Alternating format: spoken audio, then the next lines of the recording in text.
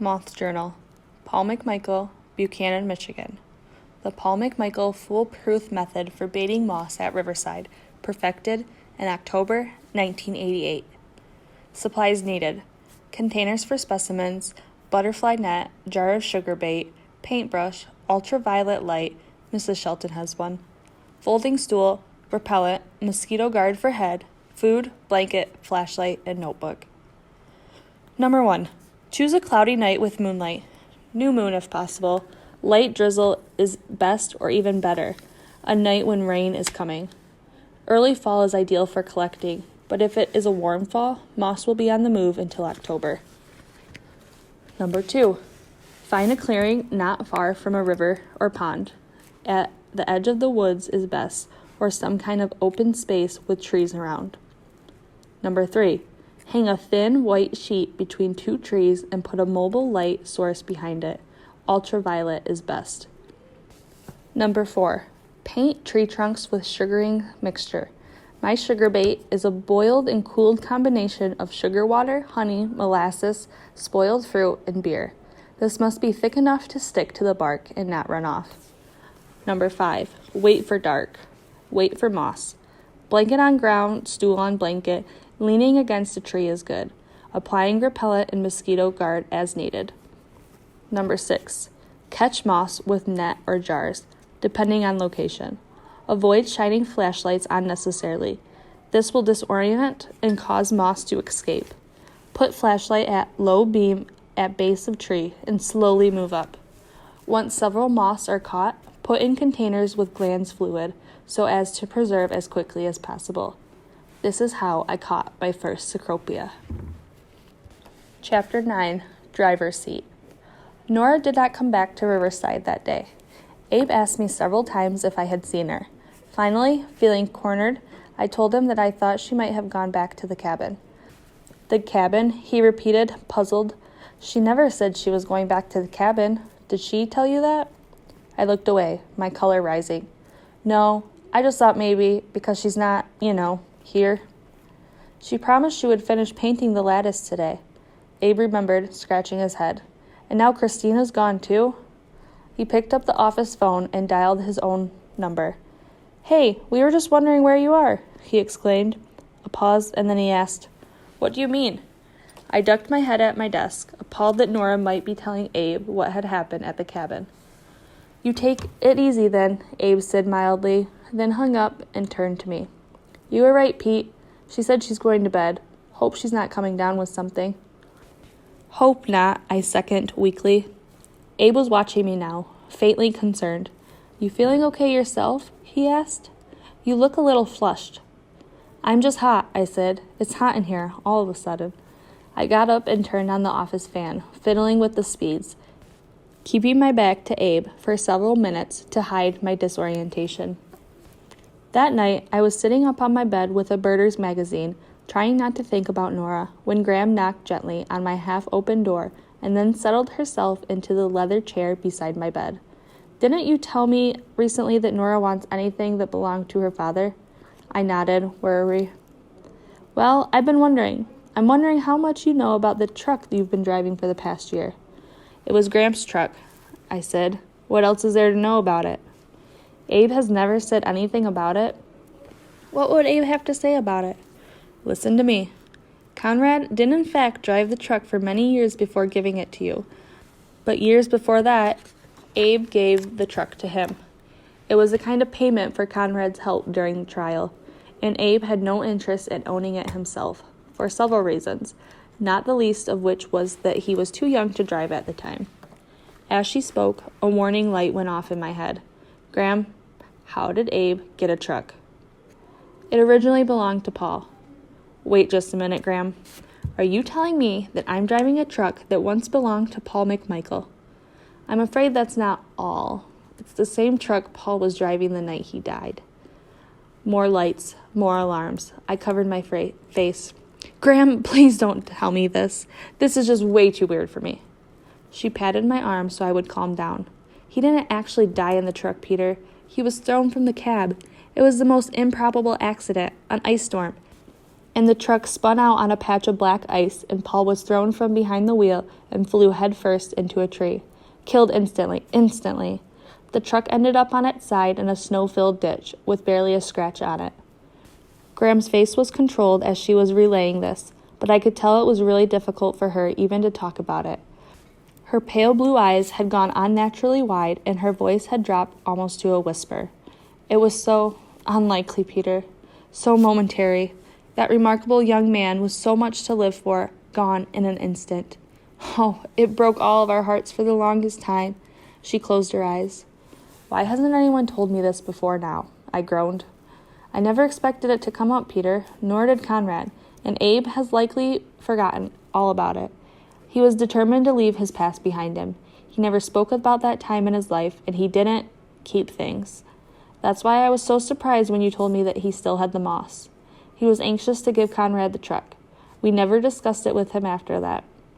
But in case it ever did come up, Peter, if Nora were to discover, I think it would be better if she heard about the history of the truck from you. But if nobody knows but you and Gramps and Abe, I insisted, who would tell her? Well, something occurred to me today. If Nora ran away from home, as you suggested, and if her mother did come to Buchanan looking for her, Linda, if she came to Buchanan, she would remember that it was Paul's truck. Abe says she won't come here, Graham. Does he? That may be wishful thinking on his part. Maybe the best thing now is for all of us, including Abe, to be ready. I was shaking my head. I can't just tell Nora that I'm driving around in her dead father's truck. She'll go psycho on me all over again. Oh, I don't think so, Graham disagreed.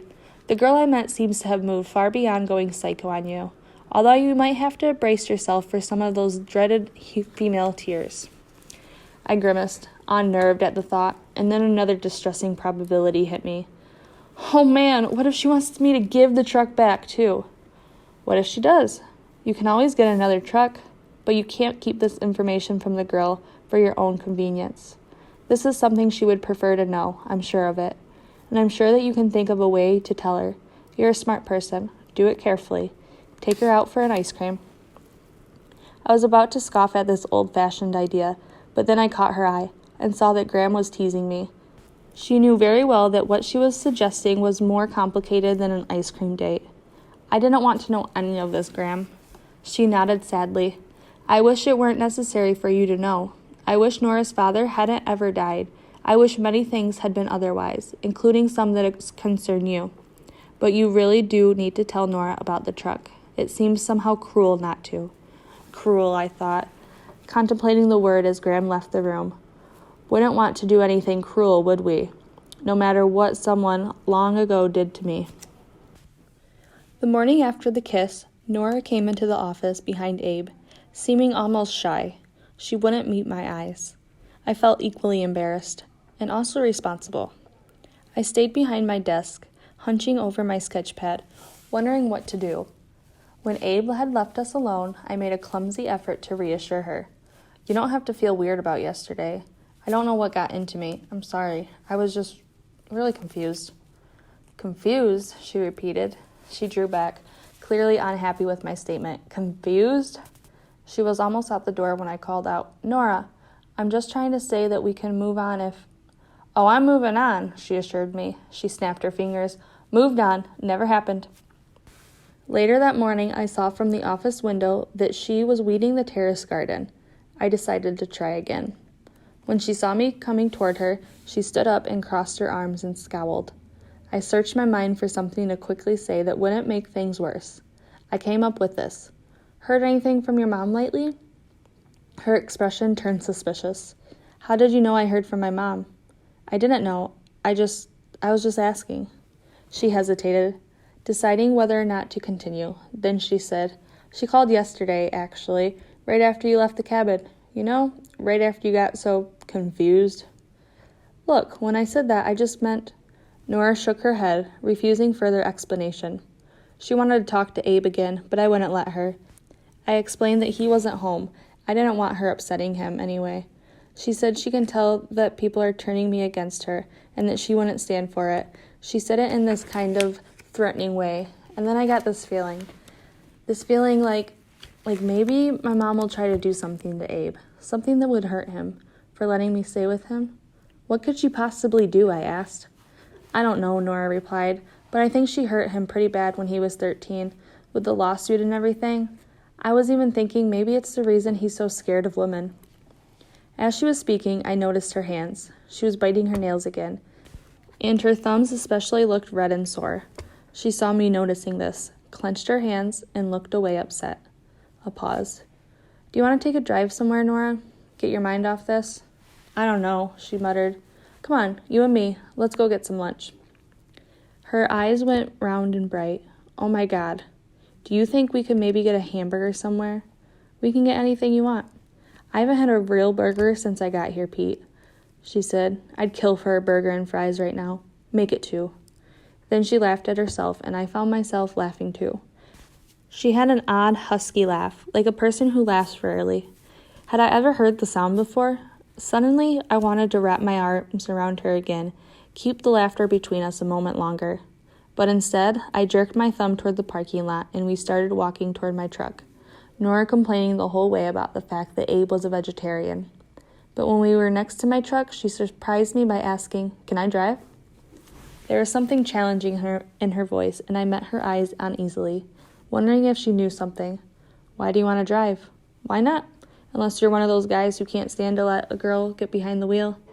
I'm not one of those guys, I insisted, but just let me drive today, okay? You are! You're one of those guys! You don't know what you're talking about, I barked, losing patience. Do you want to get a burger or not? This made me climb in obediently, but she was smiling, pleased with herself for pissing me off. When the truck was moving, she said, I can't drive, actually. I lost my license back in Indianapolis. I was driving by myself on my temporary. How'd you get around after that? Somebody drove me, she said.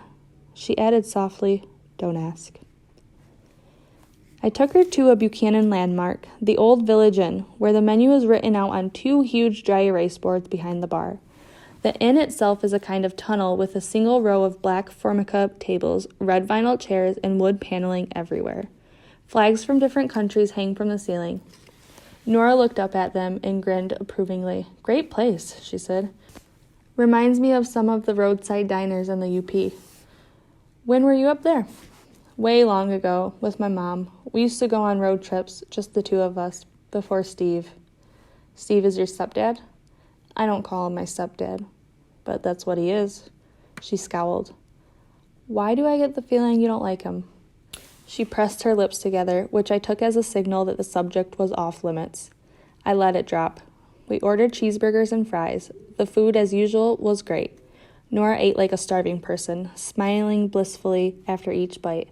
I felt both of us relaxing, and I took a chance. So, who drove you around after you lost your license? You don't want to know, she insisted. Yes, I do. Why? She asked. So you can feel superior? This surprised me. No, I don't know anything about the situation you came from. I came from hell, she said. But then she smirked at herself for how melodramatic that sounded. Could you be a little more specific? Her tone was impatient. Okay, the person who was driving me around was my boss at work. I worked at a pizza place and he had a big crush on me. So if he was your boss, then he was way older than me, right? But I let him drive me around. I know, it sounds pathetic. I finally had to quit. But if you tell Abe, I'm not going to tell Abe. She shook her head. My life was such a complete mess back then. I did so many stupid things. But I'm not like that now. I'm not that crazy girl anymore. And I swear, I'm not going to end up like my mom, married to somebody I can't trust. No way. Then, as though to forcefully change the subject, she said, As soon as Bella goes to Chicago, I'm going to talk to Uncle Abe into inviting Christina over for dinner. Bella's going to Chicago? Christina told me that Bella spends every August with her dad. I guess he's a jazz musician in Chicago or something cool like that. He teaches at a music school.